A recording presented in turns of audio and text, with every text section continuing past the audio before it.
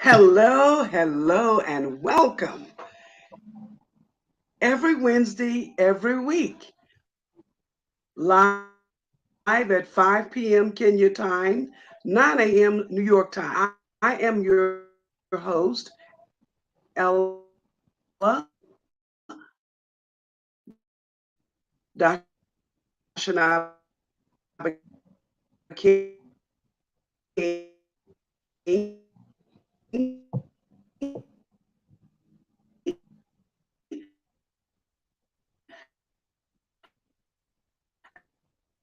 and our co-host Nana Afua Adezawa, a new grandmother, and she's one great day. This is season 10, and we have for our theme recommitting to good health as the foundation and economy. Do me in 20 well-being to put the message for the season, this new season. So we're asking you to do something about it. Rise up, ye mighty nation of men and women, okay? And do something wonderful for yourself in this new 2023 year. Please hit that like, share, comment button. And we acknowledge and we thank again our co host. We want to give shout outs today to the Honorable Margaret Toyley, Sharia, Rose Amora, Anju, Parita, Rose Okalo, Marus Mbuyu, and Ostel, all from Kenya. From our social media, I want to say hello to Otanchi Vince, Robert Daniels, Eunice Gakuha, Jay Mwangi. And today in the studio, we have with us the one and only AKINYI Odongo. She's visiting the studio, and we may get Rakaya coming in as our co-host for today. AKINYI, you want to say hello to the listening audience? Hello, everybody. Looking forward. Hello. All Hi, right. everyone. Yeah, those are watching from Kenya, from across the world. It's a pleasure to be here, and I'm looking forward to have a good ride with you this evening. I am too. Okay. So I invite each of you to get relaxed and ready for this awesome show that we've got planned for you today. Thank you so much for being here. We have men, women, and youth having very unique, innovative projects and transformative works. Plus, we will do special editions from time to time on the show. So, you just stay right there. Go to our page, tell us who you are, where you're from, and guests you would like to see on the Queen Mother Speak show. And the way you do that is simply by going to facebook.com/Queen Mother Speaks and or facebook.com Artha Teresa R. Kemp at facebook.com. Okay, we want to say a blessing to all of our faithful fans and happy birthday to all the February born.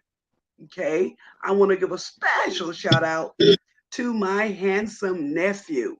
His name is John Malcolm Willikis. He lives in Atlanta, Georgia. And today, in fact, is his birthday. Happy birthday to you, my nephew. Also to my niece, Gemma, living in Florida. I think she might be, I'm not sure, maybe 5 or 6 right now. Another family member having a birthday on a day like today.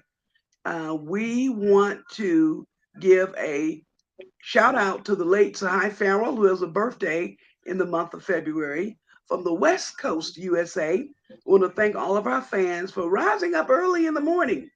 You know, they have to get up at 6 a.m. to see this show.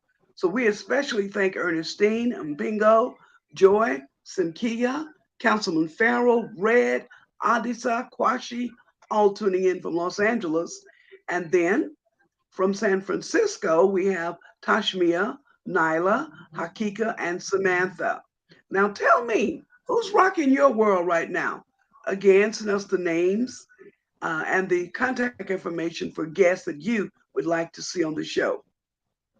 Queen Mother asks again for you to please wash your hands and keep yourself safe. Okay?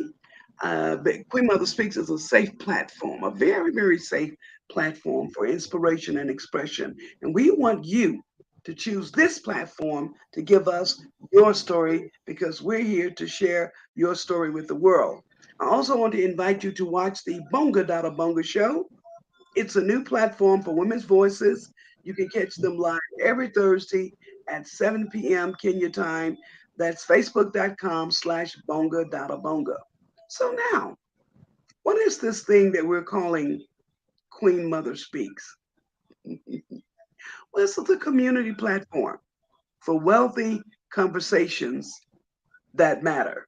We do commentary and insights on raising awareness. We seek to inform, to inspire, ignite, involve, enlighten. We want to educate you. We want you to laugh on the Queen Mother Speak show. We also give you updates on expatriating to Africa. That's right. There's a lot of people looking to move to the continent these days. We also give you words on news-worthy events, wisdom from the elders, and warm, witty dialogue with our guests, like we will be doing today. And we also give you an inspirational verse, and that's what's actually coming up next. From the Art of Living Institute, okay, we had an online breathing session about a year and a half ago, and now we incorporate that breathing into our everyday session. Looks like Coach has made it back in. Let me add her into the studio. There we are. All right. So now, Coach, we're getting ready for our breathing exercise this morning. Okay? Okay. That's what we're going to do right now. Okay. So the way we do the breathing is we breathe through the nose. So you breathe in through the nose to the count of, what are we doing this time? To the count of 6. Breathe in through the nose to the count of 6. Then you hold your breath to the count of 6. That breath to the count of 10. And that will be our breathing exercise. We're going to do 3 of them today, including the people in the studio. We're going to start our breathing now. Here we go. 1, 2, 6. Hold. 2. And exhale to the count of 10. Slowly, slowly, slowly, slowly. Okay, let's go again. Inhale to the count of 6.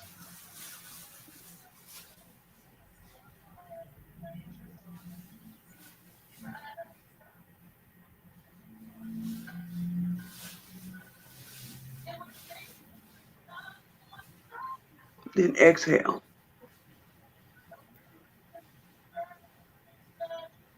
Okay, we're going to try one more. You ready? Inhale. Hold.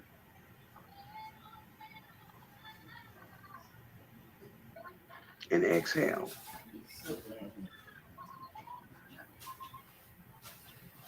Very well, very well. I certainly hope that when we're doing the breathing exercises, that you take the time to do them and also learn that breath is life. And I'm telling you, when I started doing the breathing exercises during the pandemic season, it saved my life, which is why Queen Mother chose to have breathing each and every session from here on out inside of the Queen Mother Speaks show. Okay, Rakaya, are you ready for the meditation? Yes, I am. Am I supposed to read one? Did you send one to me? Well, if you don't know where it is, then I'll go right ahead. Okay, thank you so much. All right. So now we're now going to go to our affirmation reading. And the topic of the reading for today is called I Start with Love. I start with love. I start with love. I start with love. Love is the key that opens up all the possibilities. Love is the transformative power for healing, peace, and abundance. With love, anything and everything, really, is possible. Start with love always, and start with love with everyone. An occasion to love is always available to you. We cannot and we must not wait for love to show up. And we must not wait for a moment to say, I love you or that I love someone. Always start with love. Love can show in a smile. We can have love in a helping hand and even love showing up in a good deed. Speak the existence of love into your life. Speak the existence of love into your life. Isn't that powerful? Limiting the love in your life limits the love results that appear in your life. The benefit of love is that anyone and everyone can give it and anyone can receive it. Pay love forward. Immerse yourself in love. Let love surround, enfold, and comfort you. I start and I end with love. My prayers are filled with love. I make love my home. Thank you, love, in me, as me, around me, Amen. through me. And so it is. Our scripture reading for today, let all your deeds be done with love. 1 Corinthians 16:14. And that's from Daily Thoughts from the Hill. And that is from Hillside Chapel and International Truth Center, USA, Atlanta, Georgia. Oh, all right, all right, all right. Okay, I want to thank you again for being with us on the Queen Mother Speak Show. I want to give a few more mentions here. I want to give a mention to Sarah and the girls tuning in from Dubai, Dr. Whitley Butler, Louisiana, Professor Al Gaskins, Ohio, Brother Chess, and Lila from New York City. Hey, hey, hey, once again, Queen Mother invites you to hit that like, share, and comment button. All right, so we're going to switch reels for a moment, and we're going to go to now our feature, which is This Week in History. We're going to tell you what's happening in history in various places. On February 1, 1960, in Greensboro, North Carolina, 4 American students sat down and ordered coffee at a lunch counter inside of a Woolworth store. They were refused service, but they didn't leave. Instead, they waited all day, and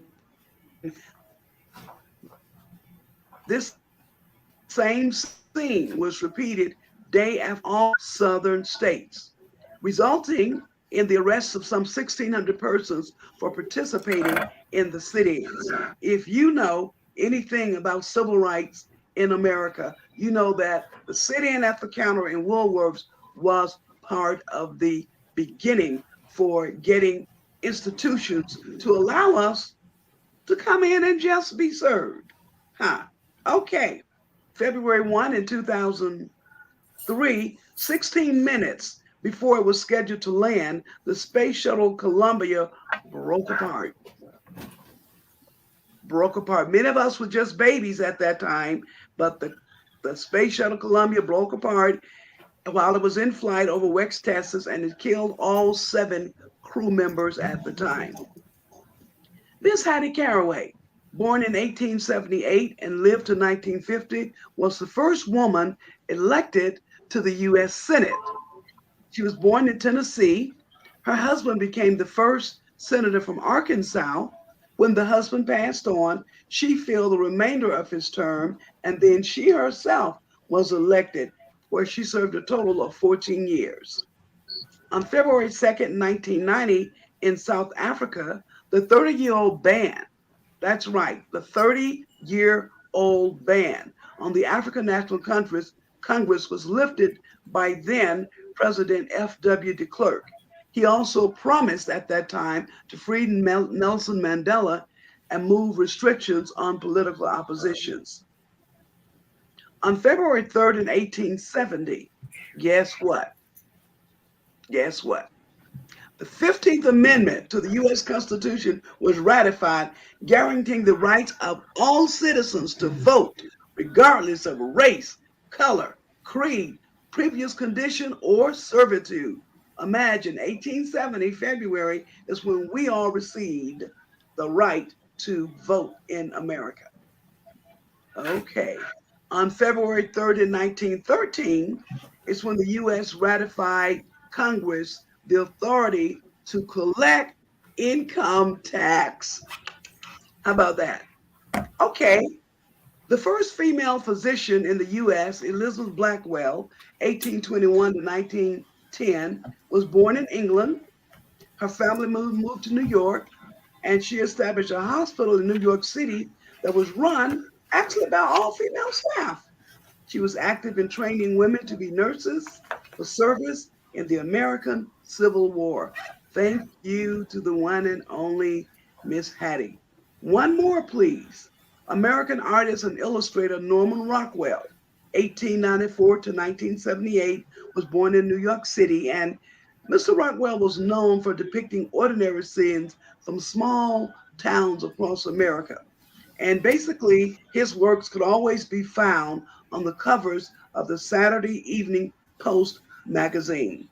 Me personally, I had the opportunity to meet Mr. Rockwell in Kinshasa, Zaire, which is now called the DRC, Democratic Republic of the Congo. I met him in the year 1974 when I was there with Muhammad Ali, and he did do a little story on me, and something appeared in the Saturday Evening Post way back in 1974. Ha! I don't know if we were into computers at that time, but maybe I can go back and see if I can find that article that he wrote talking about me.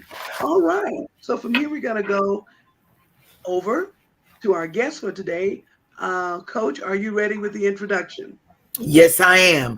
Oh, I thought Okay. you was okay. Good morning. Good morning. It is indeed my pleasure and the pleasure of Queen Mother Speaks to introduce to you AKINYI Odongo. Okay, let's make sure we get that right. Akinyi AKINYI Odongo. Odongo. That's it. O.G.W is a fashion household name and and and abroad within the world fashion industry as a leader and talent nurturer with over 20 years experience. She's obtained high stakes. She's attained high stakes, investing in mentoring youth, creating fashion leaders and entrepreneurs in the industry globally. AKINYI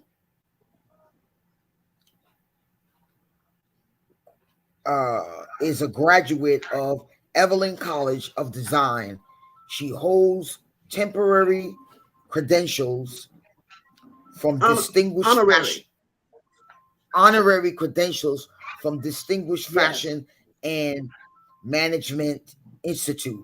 Indeed, she is an entity accredited as a teacher, pioneer, and advocate of the fashion industry. Her role in the industry is widely recognized. Please meet the legendary African woman and fashion executive extraordinaire. All right. Okay, excuse us for that. As I stated earlier, that Coach has been filling in with us. Meanwhile, she is facing a heavy storm in the States. So she stopped over in another state so that she could be on the show today. She didn't get a chance to go over her notes, as you could tell. But meanwhile, we are here, and this is Akinyi. I want to welcome you to the Queen Mother Speaks talk show. I'm so delighted Thank that you're you. here. Thank you. All right, all right. Now, what age were you, my dear, when you knew your calling? Wow. I believe I knew my calling as a very young age. As a child, I was a very creative child, very different from other people around me. And I always just say that not so much understood, but yeah, I was creative from way back, remembering how, from the youngest age that I could. And of course, I had to really fight my way to getting into the space of creativity. Okay, I mean, were you like, I don't know, 7, 10, a teenager? Were you a teenager when you kind of knew, or younger, or? When I was younger, because my mom was a tailor, my mom made clothes for us, and she used to make clothes for people as well. And as a child, I hung around her and kept doing small little clothes for my doll and just being a creative, around her. So that inspired me as a very young age. And of course, when I went to primary school, again, which was a boarding school, there were areas where we had to really explore our creativity, creating things for drama session. I could be very creative and create the clothes for skits in school. And then I went to high school, the same thing. Was in drama, music, drawing, painting, and any matter creative I could be called upon to assist. So I knew from a very young age that was the area that really kept my body moving. Yeah. Okay, so then once you knew it, when did you actually start doing things with fabric or making jewelry? When did you actually start doing it? Where people were, and I don't mean necessarily as an adult. You could have made something as a child that somebody got from you, but knowing your calling, and then when you actually got into it and was making something, do you remember when? After high school, I did go to military training for 2.5 years. Again, moving from there, I felt that I needed to do something that is different, and thus I left the military and went to took a break for some period of time. And then I went to Evelyn's College of Design to learn fashion. And before I went there, actually, I used to go to a particular tailor to make my clothes in Kibera. And I could, guide him on what he needs to do, the details that needs to be done. And I felt this is really what I really love doing. So when I went to Evelyn's College of Design and I was accepted in, I was like, voila, time has come. I've got to do this now. All right. And wonderful that you're speaking about the Evelyn School of Design. I will say that living in Kenya, I've had the distinct honor of meeting Miss Evelyn myself. She is a wonderful woman. And in fact, when we were working on a tribute for her, I was one of the people that was on the committee for that. So I did get a chance to go. And I love going over to her school. It's like she took her house and literally made it into the Institute itself. So it's got a nice homey feel to it. All right. And of course, she is a legend in this town, in this very town that we're in as well. Rakaya, you have any questions for AKINYI? Yes, I do. You are a protege. Tell us about your hands-on program for young textile graduate designers in Kampala. What was the aid by Trade Foundation Cotton Textile Apparel Value Chain work about? Those are two separate questions. Yes, the first they one are. is about your work in Kampala. So do that one first. Oh, I did. This was a very timely project for me. And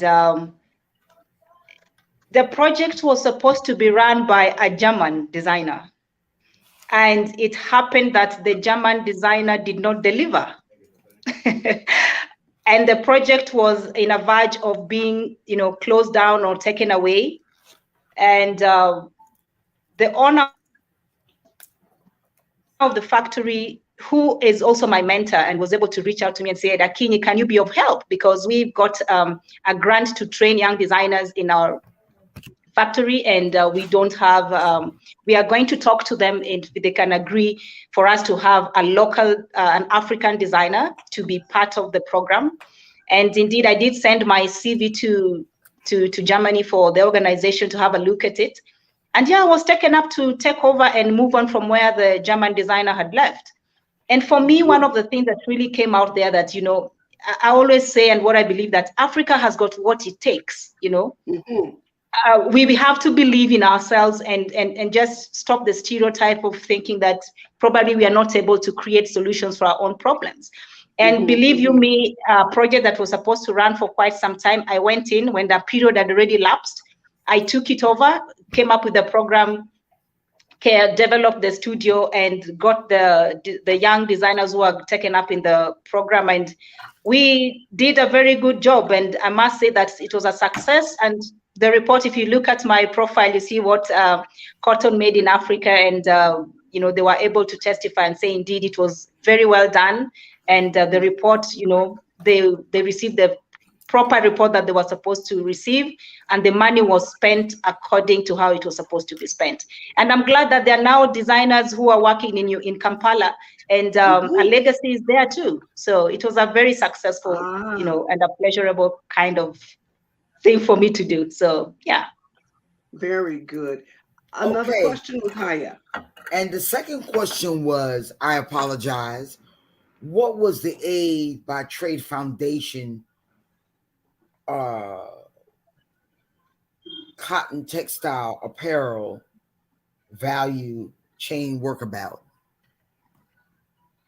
I've just explained it in my previous answer, and say that it was, it's the same thing that I was explaining in Kampala. Yeah. Okay. All right, my dear. So my next question for you will be like, out of all the things that you've done in this industry, okay, tell us, what would you consider to be one of your highlights? Wow, there are so many highlights that I can talk about. I'll take 3, 4, or 5.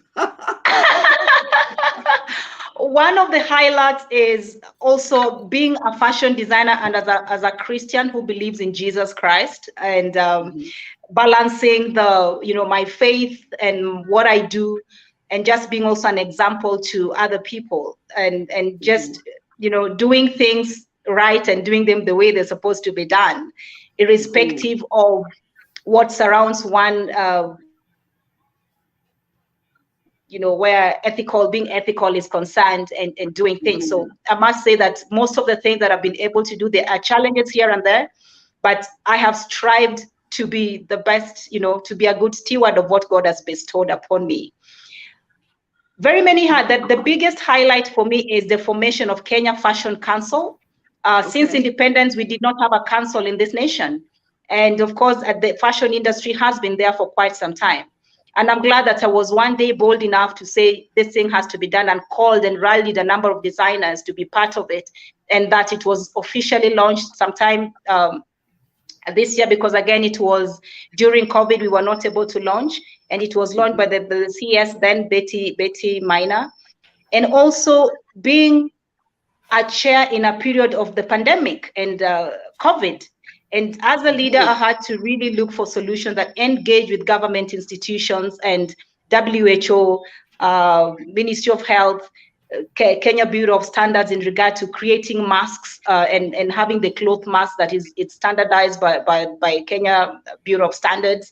There were a lot of things that under my leadership that we were able to do, getting jobs for the tailors, and, you know, getting a tender from Safaricom and just sharing it across with designers to make and earn some money during COVID, because people were at home, there was no money, you know, looking for permits for designers to be allowed as, you know, to go to work.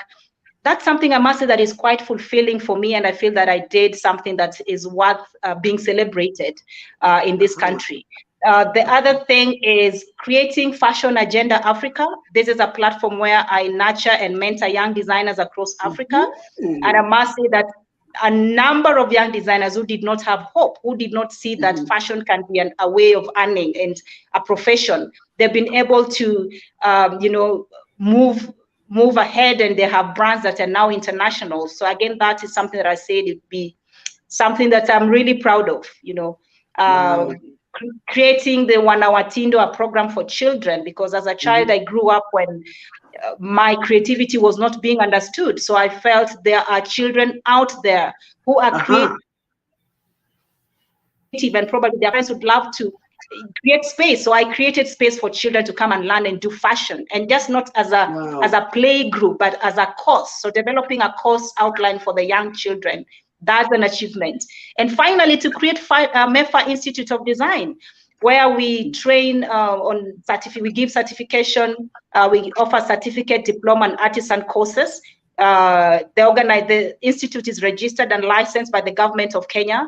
And we were very intentional in doing this and doing it the right way, so that our students are going to be certified professionally and they're able to go. And to testify again, our first student has been accepted in a university in the UK, and we are proud of that. That our training is world class, that one can be able to go and do their degree course after training with us. So, Sister AKINYI, tell me something. What would you tell an African child that views the European standard as higher than the African standard? What would be some of the motivational things that you would tell that child or instill in that child to boost their confidence? One of the things, as a proud African, I'm a very, very, very proud African, and a powerful African who owns her story and tells her story without fear, and even uses her name confidently across the world without fear.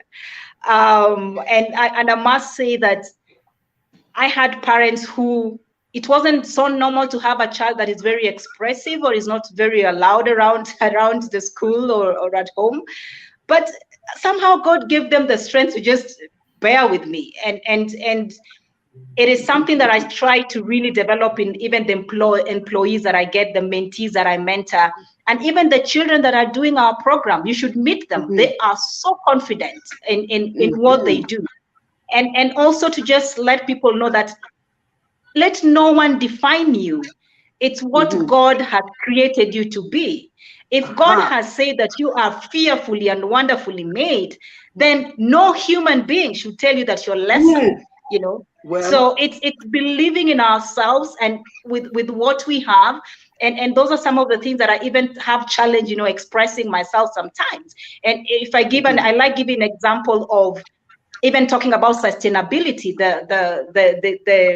the goals that, you know, people talk about sustainability. I'm like, Africa, we were sustainable long time ago. I mean, we didn't throw our ugali when we ate the ugali. We'll use it in the morning to take it for breakfast. Our parents bought us clothes that we passed on to the second born, wore it to the third born, to the fourth born. We were sustainable, and sustainability is us. So it's about us believing in ourselves and saying that we own this space and we are able to tell our own story without being intimidated and without fear or a doubt. And then also just to encourage Africans to position themselves and to speak with power that they deserve and speak boldly about their own stories. Let's not wait for someone else to tell our story. Let's own it. Wow. And that's what I believe in. Woo! That's powerful. That's powerful, my sister. When you belong to the Saxman group,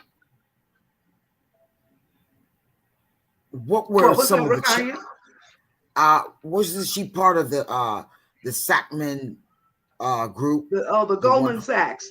The Goldman Sachs group.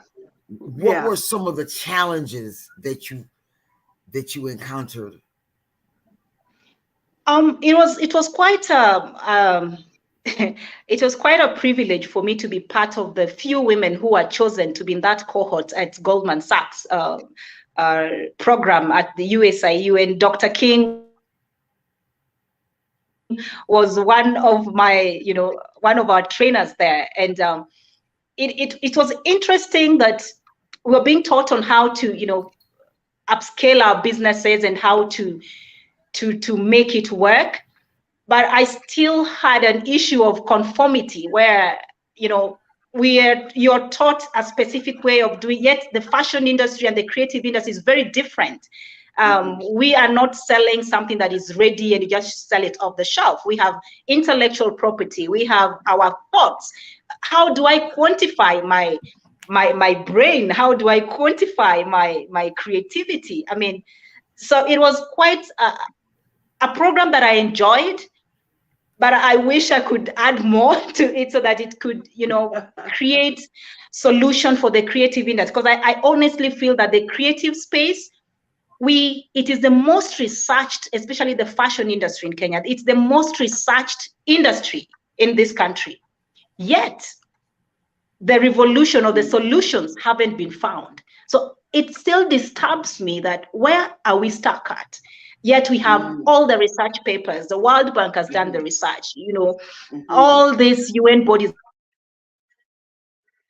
have done the research. But where are we stuck at? There's still something that we need to really unpack and unlock so that we are able to really find a solution. So it was a good program, but I still believe that we need to look at how do we develop programs that are specific to the creative industry. Yeah. Okay, very well. Given that we are right now at the very beginning of a thing that's known as Black History Month, and today is February 1, which is the beginning of Black History Month. The theme for Black History Month is about resistance, Black resistance. So I want to ask you, being in the industry that you're in, have you been involved in any resistance? Have you met with a lot of opposition in any way? Or would you say you've been discriminated against in any way in this fashion industry? Yes, it's part. I'm almost believing that it's part of every industry in growth. I've met a lot of resistance in a number of things that I've been able to do, whether it's the name search, whether it's the name, whether even using my own name. I mean, for me to have even registered it and started using it as a brand, there was a lot of resistance to that. As a child, when I was getting into the space of creativity, there was resistance where you're being directed that why don't you do this other thing, and you're feeling no, this is where I want to be. So I think resistance surrounds us in every aspect. So it just depends on how do you, as I said earlier, do you believe in yourself? And for me, where I draw my strength and belief is the word of God. What does God say about me, as opposed to what do men say about me? Even everything that I've started, whether it's whether it's the school or it's the brand or it's the Fashion Council or it's Fashion Agenda Africa, none of them has come to fruition without resistance.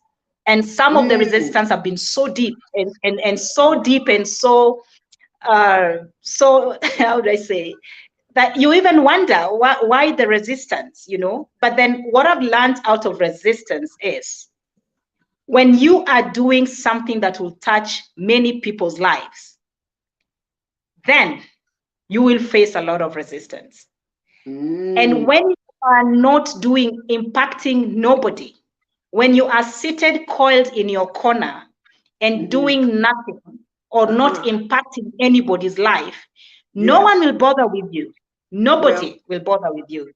But the moment you're bold enough to say, this has to stop, or I'm going to do this that has not been done before, or I'm going to stand and believe in this, then you will be able to face resistance. So I look at resistance as a message and as a way of telling me that, Akinyi, whatever you're doing is right.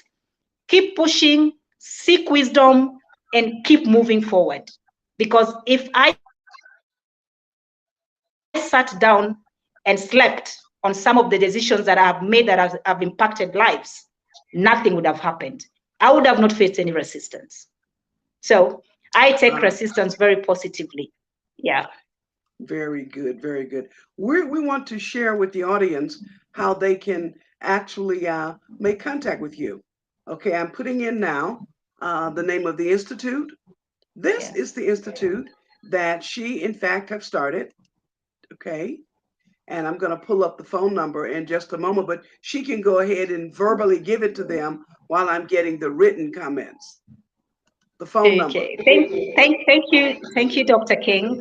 Yes. The institute that we have that I started, it's MEFA Institute of Design. We are located on 245 Moringa Road, and we train individuals who want to be fashion designers, great fashion designers who are intentional and are willing to be the change of the industry that they're going to be in. So we are located in Nairobi. Our telephone number is 0741 777 848. Our email is info@mefainstitute.co.ke. Our website is www.mefainstitute.co.ke. You can find us on all social media platforms, Instagram, Facebook, TikTok. Okay. Yeah, and reach out to us. And we are currently doing an intake of the students who want to be fashion designers. And we take as low as even the ones who people regard as failures. We have been able to tailor make our program that you can start from the lowest level to the highest level. We can walk with you in that journey. All right. Yeah. And I'm going to put the phone number on the screen again. Those of you in Kenya, you know, you dial the 07. But for those of you coming from another area, you would dial +254, and then you would start with the 7. If you're dialing from anywhere outside of Kenya, you would dial +254 and the number starting with 7. But those locally, you know, you just dial in on the 07. What I have to say about AKINYI is I look to support everyone that I work with. And so when I asked her to make a couple of outfits for me, I had no idea what I was really going to get because I hadn't worn any of her fashions before then. Ladies and gentlemen, let Queen Mother tell you, this lady made me a business suit, top of the line, hot pink. I don't know if you remember it, but she made me one Yes, outfit I she made for do. me was a hot pink, double-breasted business suit for women. And then I wanted some African fabrics, some African clothing for business as well. And I didn't tell her what to do. You know, she just took those measurements and she came back with beautiful items for me, which I want you to know, my dear, I still have today. The only thing Thank I've you. had to do different is to put a little pin in the waist because back then I was a little larger in size than I am right now. But I love wearing them. It was a top and a skirt with a nice scarf that I could use as a scarf or wherever I wanted it on the outfit.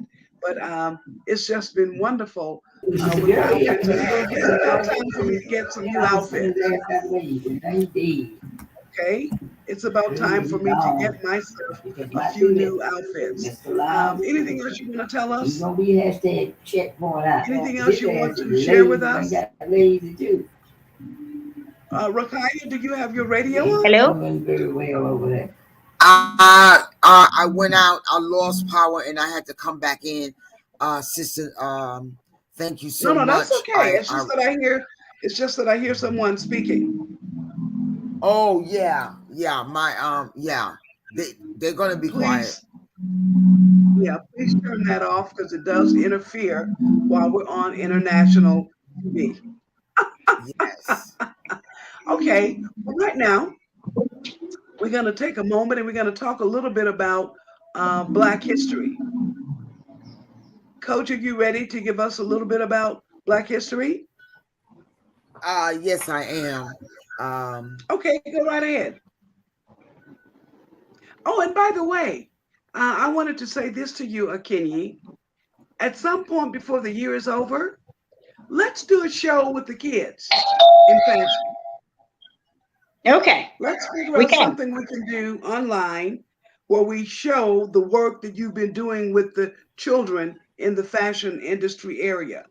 And we can do it in the studio like this, or we can come live, but let's show because you see, somehow, AKINYI, people don't get how Africa really is.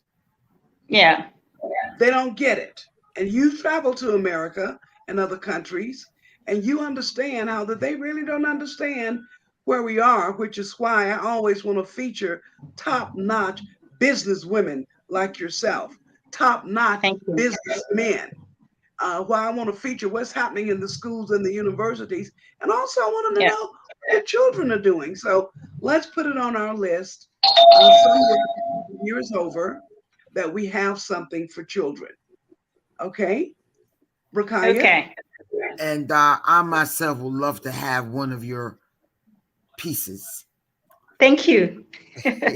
We'll send Well, them over send to us your you. measurements. Oh Send us no, your I'll Yeah. be there. measurement. I'll see you soon. I'll see you soon. No worries. Okay. Well, send us your measurements, and she can work on that. Because Okay. that's all I did is I just gave her the measurements, so she went from there. We can have your measurements online. We can do it online. So when Yeah. time comes. Yeah. Yeah. That would be very Yeah. nice. Very nice. Yeah. Okay, ladies and gentlemen, brothers and sisters from the global world. This month is Black Love Month, and we invite you to celebrate the achievements and accomplishments of what we have done as African Americans in the United States. I invite you to get relaxed and ready to be ready for the awesome show. No, coach.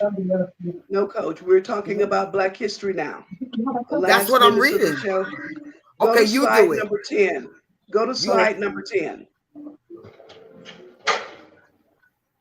Oh, sorry.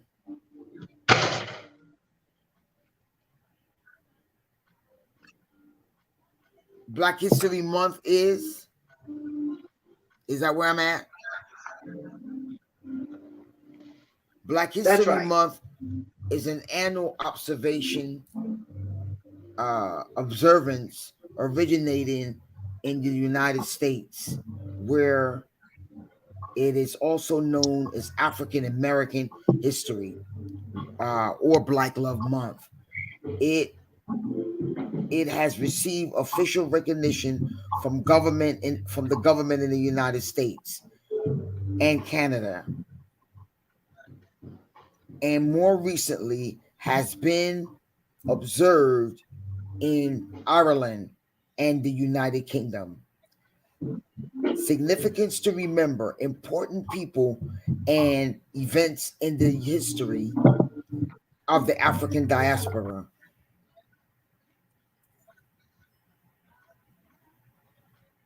Queen?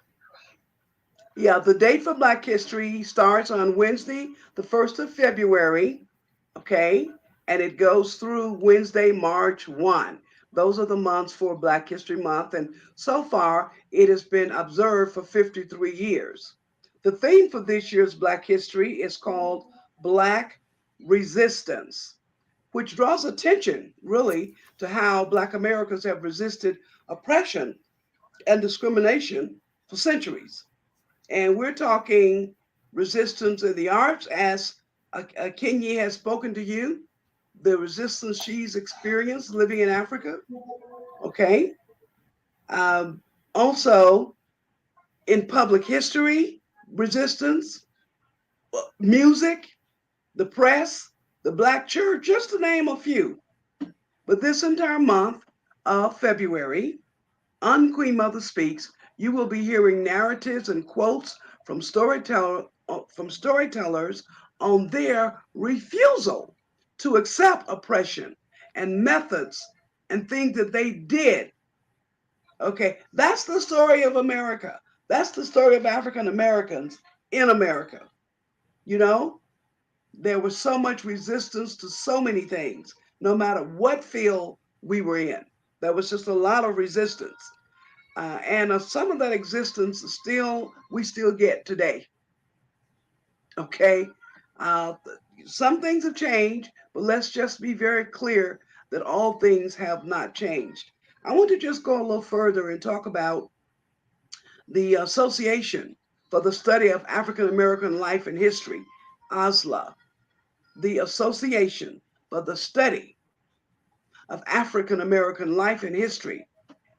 It is the largest, if you will, organization, and they are the ones who come up with the theme every year for Black History. And they have great programming throughout various cities in America doing Black History Month. Okay. For example, Black resistance has taken many forms throughout history.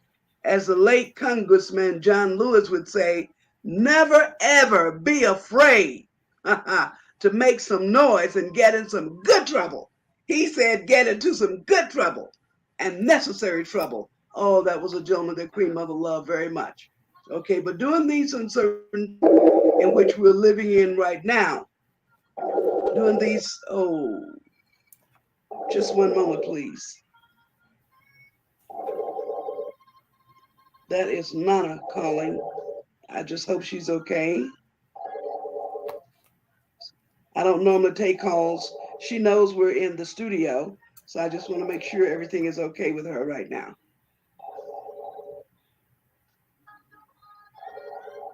Okay.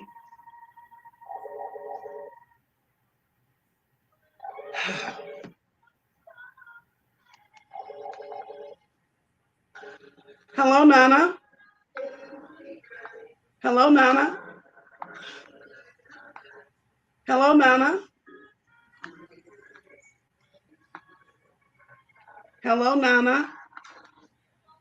Hello, Nana. We're on air.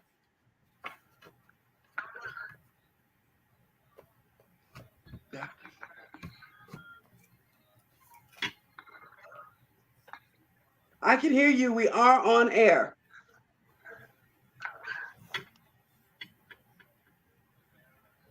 Okay. All right. Nana knows when we're having shows. So if I get a call from her doing the show, it makes me think something's going on. So that's the only reason I picked up that call, but I do not accept calls during showtime. But again, that was Nana. Okay. So what we were talking about is in these uncertain times that we're in, just the fact of all the stuff that's going on in America right now about Black history, whether or not it can be taught in the schools. And some of the states, believe it or not, are choosing right now to not have Black history in their schools. Can you believe that? So I'm saying if you're choosing not to give us Black history, then let's erase the other ones too. Well, the situation is that they've never taught Black history, because had they even attempted to teach 1 ounce of it, then the African Americans' consciousness will be much more elevated than what it is. Oh, but Coach Rikaya, I have to say to you, Black history has been taught in some of the schools, maybe not in the grade schools, but it was at the college, university level. Oh, of course. I'm not talking about the college or university level. I'm talking about elementary, middle school, high school. And here's the thing: we don't need. If that's what you have to say. Yeah, we don't need permission to. We don't need permission from them. We as parents should take on that responsibility to ensure that our children are aware and have knowledge of who and whose they are. We don't need permission from whatever resistance is being given now. I didn't need permission to teach my children what they're all about. And the mere fact that they're doing that is because they're aware that we're getting closer to the actualization and realization of who we really are. That is why we're getting this resistance right now.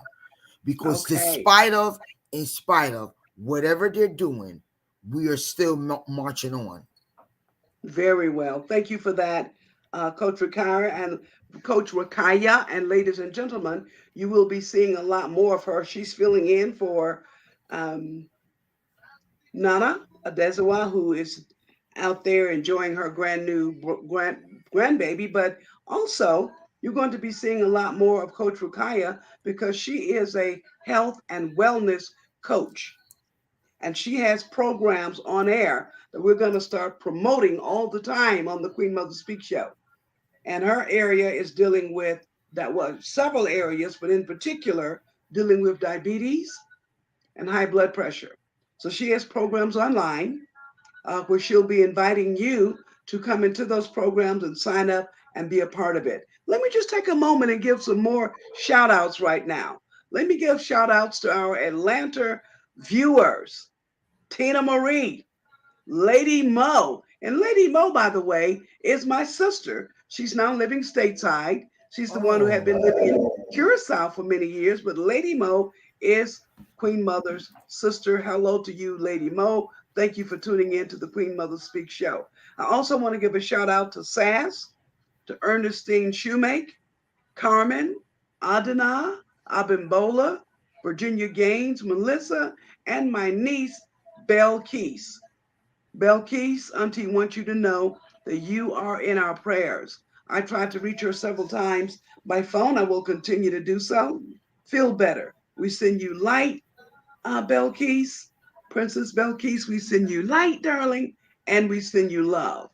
All right. I also want to give a greetings to our family in Detroit and our elder, the distinguished Mr. Robert Earl Miller, and my dear friend, the writer, Alvin Voodoo Child Ware.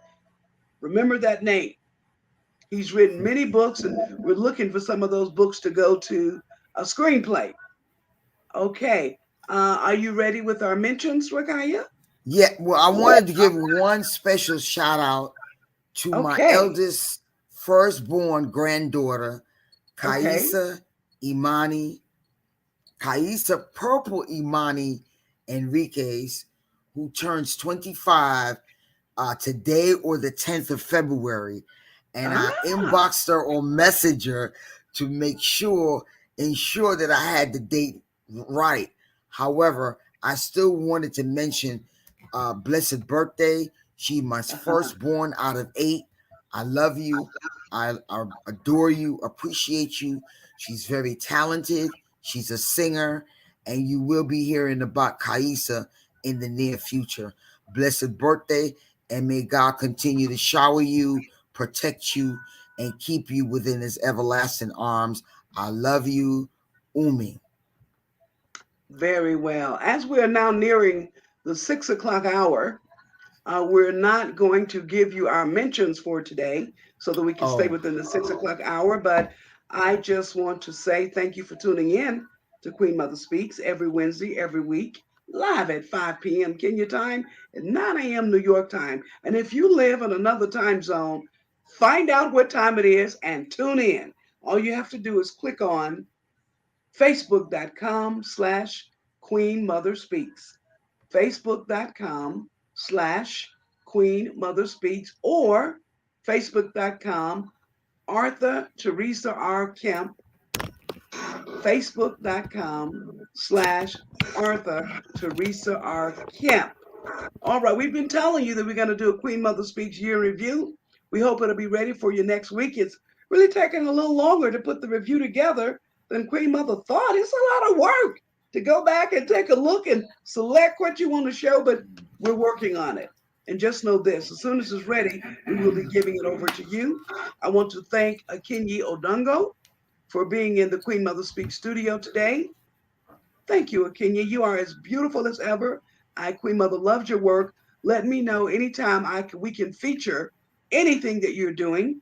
And as we've decided today, we're going to do a show with children at some point to see what the children are up to. And Rakaya, on that same breath, we're going to be asking you, do you work with any children in terms of your work? Your holistic wellness? Right now, what I'm doing, I tutor some students on the side. I tutor some students in Spanish, but I'd be interested to start teaching a herbal class to some of the children in terms of teaching them how to begin to heal their body, because it's amazing that of all the things that we know, we what's lacking is a real comprehensive understanding of how the body functions and what our responsibility are or is to our body, because our body Very is a well. temple of God. And that is my passion, that ultimately Very if well. we begin with the children, we may eradicate some of these challenges that we're faced with. All right. So now, ladies and gentlemen, we're going to do as we always do. You know, the reflective reading for today was on love, and I loved it. And we always end our show with love. And the way we do that is we throw out a kiss with our left hand first, then a kiss with our right hand, and then we throw out a kiss with both hands, because we believe that love is the most healing force in the entire universe. Let us send out our love. Are you ready, Rakaya? Let's go. Yes. Left hand. Mwah. Then the right hand. Mwah. And ladies and gentlemen, we're going to give it to you with both hands.